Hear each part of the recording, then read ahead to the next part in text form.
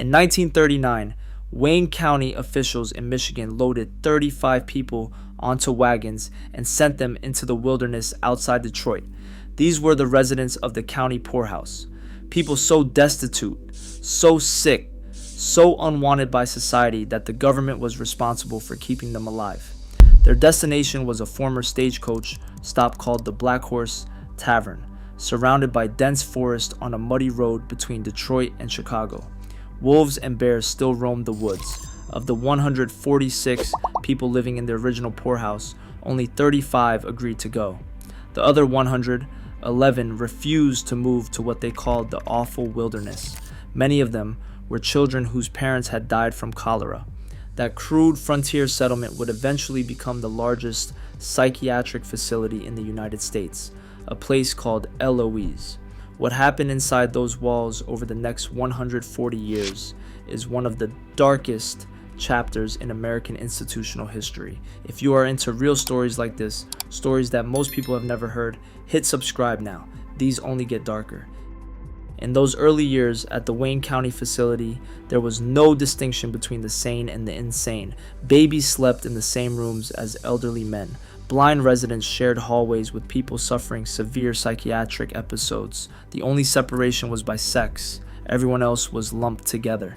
Then on March 22nd, 1841, the first psychiatric patient was formally registered. Her name was Bridget Hughes, an Irish immigrant. She was among the first 5 people officially labeled as insane at the facility. Bridget Hughes would never leave. She lived inside that institution for 54 years, from 1841 until her death on March 8, 1895. More than half a century, confined to a place that started as a poorhouse and slowly transformed into something far more disturbing. During those early decades, the mentally ill were housed in buildings constructed near the pig pens. Residents in the surrounding areas complained about hearing the shrieking and roaring of patients mixing with the squealing of livestock. For years, the county house was the only place in the entire state of Michigan that functioned as an asylum. There was no treatment. There was no therapy. There was only containment. As Detroit's population exploded through the late 1800s, the facility kept growing. By 1894, it needed its own post office. The name they chose was Eloise, after the 4-year-old daughter of Detroit's recently retired postmaster, Freeman B. Dickerson, a little girl's name attached to an institution that would become synonymous with suffering. By 1913, the poorhouse officially became the Eloise Mental Hospital. The complex then grew into a self-sufficient city. At its peak, Eloise sprawled across 902 acres with 78 buildings. The grounds included a working farm with dairy cattle and pig barns, a bakery, a cannery, a slaughterhouse, and a laundry facility. Eloise had its own police department, fire station, railroad, trolley system, and 16 kitchens producing 30,000 meals every single day. Patients worked the farm and maintained the grounds. They were not just residents, they were the labor force that kept the entire operation running. On the medical side, Eloise was genuinely pioneering. Doctors there were among the first in the country to use X-ray machines for diagnosis. They used radium to treat cancer. The facility housed the first kidney dialysis unit in the state of Michigan. But the psychiatric wing tells a completely different story. Electroshock therapy was standard practice. Doctors sent electrical currents through a patient's brain to induce seizures, often leaving them in a vegetative state with permanent memory loss and cognitive damage. Insulin shock therapy involved injecting massive doses of insulin to trigger hypoglycemic comas. The idea was that putting the brain into a near-death state and reviving it would somehow cure psychiatric illness. Patients convulsed violently, and the procedure carried a real risk of death. Hydrotherapy meant restraining patients and submerging them in pools of water, sometimes ice cold, sometimes scalding, for hours at a time. And then there were the lobotomies. Surgeons would hammer a surgical instrument through the skull into the frontal lobe of the brain, severing neural connections to eliminate what they called negative impulses. Some patients died on the table. Others were left with devastating brain damage unable to recognize their own families, unable to feed themselves. These procedures were performed on patients who had no legal right to refuse. Families who committed their relatives to Eloise often had no idea what was happening behind closed doors.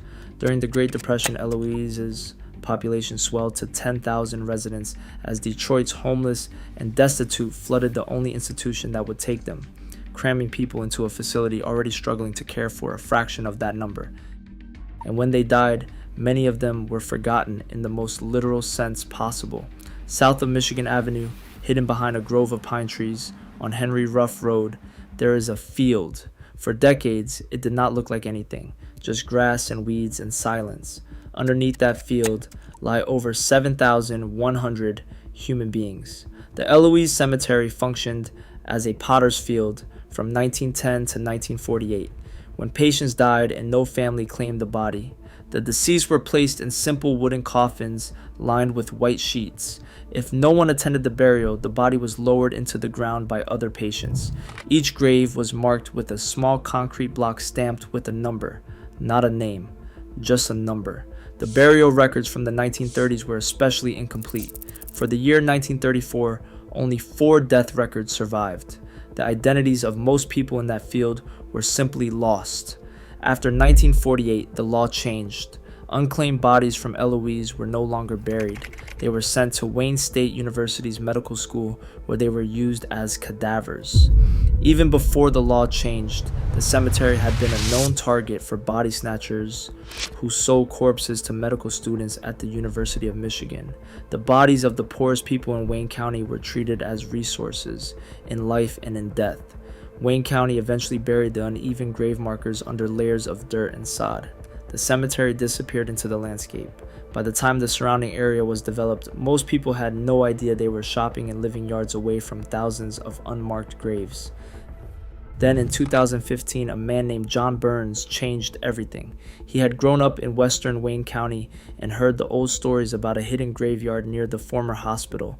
One day he grabbed a shovel and drove out to the lonely field on Henry Ruff Road. The first thing he found was a small square of concrete with the number 18 scratched into it.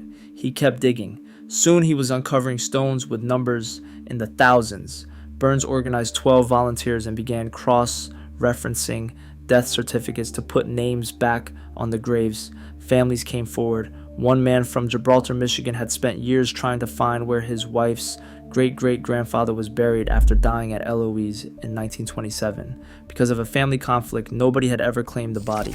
Volunteer Felicia Sills described being overwhelmed with sadness when she uncovered her first marker. These were somebody's family members, she said. They didn't have anything in life, and in death, they were just left like this. The decline of Eloise itself had been grinding on for decades before anyone went looking for those graves. By the 1960s, psychiatrists began treating patients with medication instead of surgical instruments. The deinstitutionalization movement shifted the philosophy from long-term confinement to community-based care. Eloise's farm operations shut down in 1958. The psychiatric buildings emptied by 1973. Reports of violence, misconduct, and neglect eroded whatever public trust remained. The last psychiatric patients were transferred out in 1982. The General Hospital closed in 1984. Many former patients ended up homeless, living under freeway overpasses, and cycling through the criminal justice system. The safety net that was supposed to replace the asylum never fully materialized. In 2018, Wayne County sold the entire remaining property to a developer for $1. Today, a Kroger supermarket sits at the corner of Michigan Avenue and Merriman Road, right where Eloise buildings once stood. There is a golf course where patients once farmed the land. Condominiums sit on ground where the tuberculosis sanatorium treated the dying. The K. Beard building, the old psychiatric admissions building that once housed 400 patients, now operates as a haunted Halloween attraction. The old commissary has been converted into a homeless shelter. Across Michigan Avenue, behind a fence and a row of pine trees, the cemetery remains. There are over 7,100 numbered concrete blocks in an unmarked field. Most of the names remain lost. For generations, families across Metro Detroit committed their troubled or simply inconvenient relatives to Eloise. and then pretended they did not exist. The shame of mental illness was so powerful that entire branches of family trees were erased. Eloise did not just hold patients, it held secrets, thousands of them. Most of those secrets went into the ground with nothing but a number to mark where they ended up. If you want to see another story about the dark history America tried to forget, that video is on screen now. Subscribe for more stories like this every week.